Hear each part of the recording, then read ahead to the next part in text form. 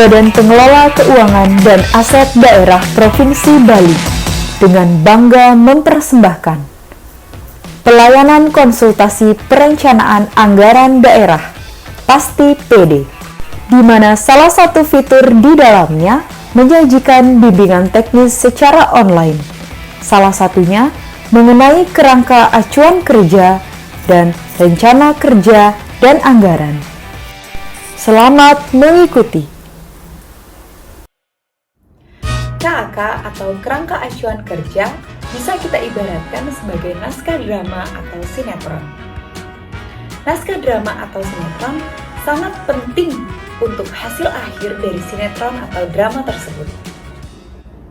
Selain itu, naskah juga menjadi acuan dan elemen penting dalam pembuatan drama. Misalnya, ide atau gagasan dalam drama, tujuan akhir cerita, tokoh atau karakter dari drama tersebut, serta latar tempat di mana dilakukannya drama tersebut. Jadi, untuk mengetahui lebih lanjut apa itu KAK atau kerangka acuan kerja, mari kita simak video lebih lanjut. Nah, selanjutnya Bapak Ibu, sekarang kita akan membahas tentang definisi dari kerangka acuan kerja. Jadi, kerangka acuan kerja merupakan suatu gambaran umum dan penjelasan mengenai kegiatan yang akan dilaksanakan sesuai dengan tugas dan fungsi Kementerian Negara atau lembaga atau pemerintah daerah tempat Bapak Ibu mengabdi. Jadi, pada prinsipnya KAK ini adalah awal dari kegiatan yang akan dilaksanakan, adalah induknya untuk Bapak Ibu kemudian dapat melanjutkan kepada alur proses kerja berikutnya. Nah, Bapak Ibu, KAK ini pada dasarnya terdiri dari dua jenis, yaitu KAK perencanaan persiapan dan KAK pengadaan barang atau jasa.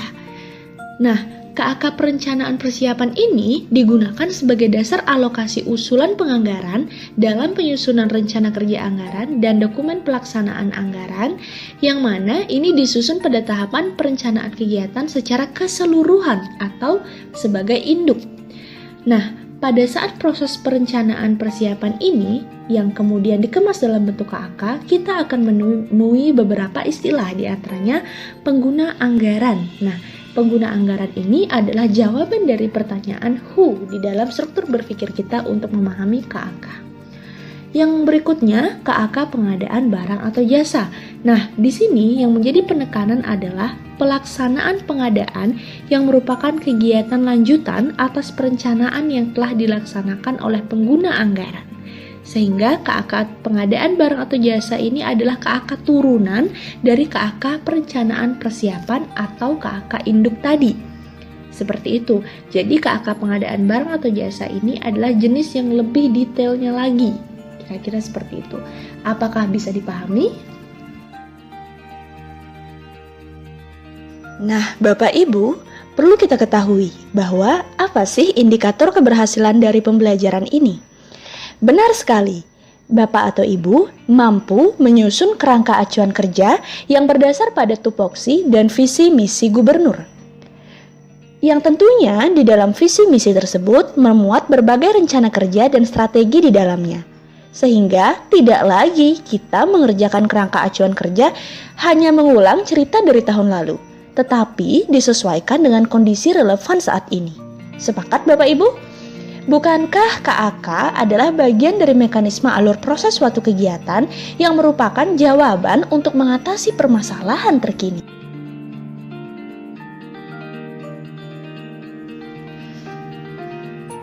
Oke, baiklah Bapak Ibu, selanjutnya kita akan membahas tentang unsur-unsur dari kerangka acuan kerja yang meliputi pertama ada fungsi, yang kedua adalah pejabat, ketiga tentang waktu penyusunan, keempat tentang isi, dan kelima tentang formatnya.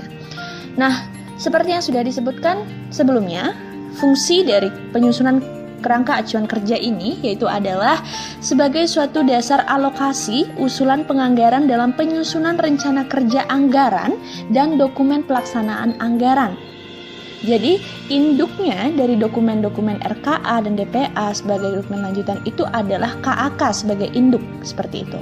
Selanjutnya pejabat. Nah, pejabat yang bertanda tangan untuk menetapkan yaitu adalah pengguna anggaran dan atau kuasa pengguna anggaran. Yang ketiga, kita akan mengecek soal waktu. Jadi waktu yang dimaksudkan di sini adalah sebelum penyusunan RKA perangkat daerah. Jadi disusunnya sebelum menyusun RKA. Kemudian selanjutnya isinya tentu saja nanti akan dijelaskan lebih lanjut, memuat tentang latar belakang.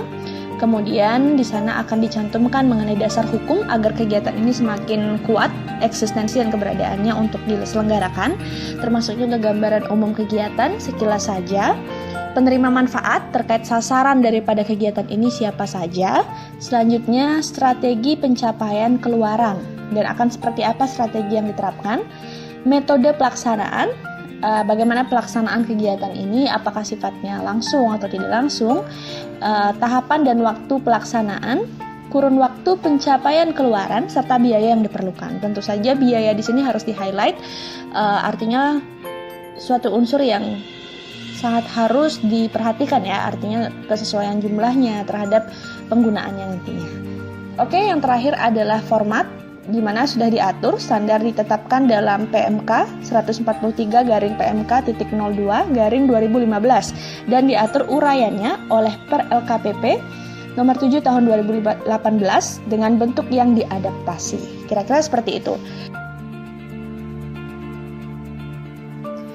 Oke, Bapak Ibu, selanjutnya kita akan membahas soal isi dari KAK. Jadi pada prinsipnya, untuk membantu struktur berpikir kita pada saat menyusun kerangka acuan kerja ini, kita mengacu pada konsep 5W1H, artinya isi dari KAK ini akan menjawab dari pertanyaan-pertanyaan tersebut. Contohnya, pertama, kita perlu mempertimbangkan apa sih yang akan dihasilkan dari kegiatan ini. Sehingga kemudian kita dapat menyusun latar belakang, sehingga kita dapat menjelaskan output kegiatan ini akan seperti apa, yang juga pada akhirnya nanti akan terkait dengan tujuan. Kira-kira seperti itu Bapak Ibu.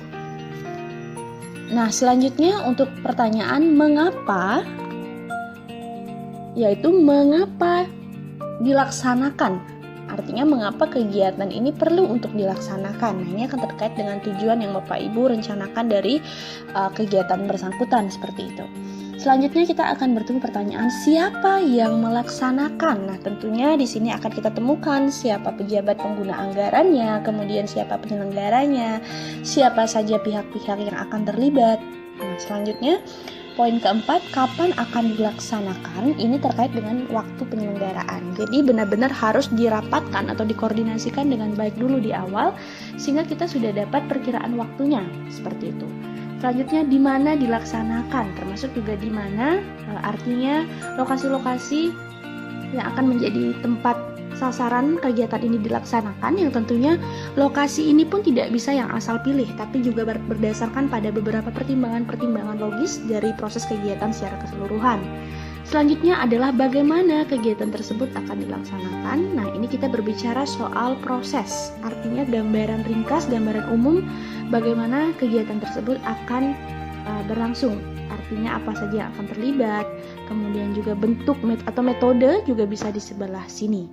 Yang terakhir adalah berapa anggaran. Hal ini adalah sangat penting untuk kita letakkan di AK-AK sehingga acuan kerja kita pada selanjutnya akan selalu mengacu pada biaya anggaran yang sudah ditetapkan sehingga tidak terlalu jauh atau tidak terlalu kurang. Kira-kira cukup jelas Bapak Ibu?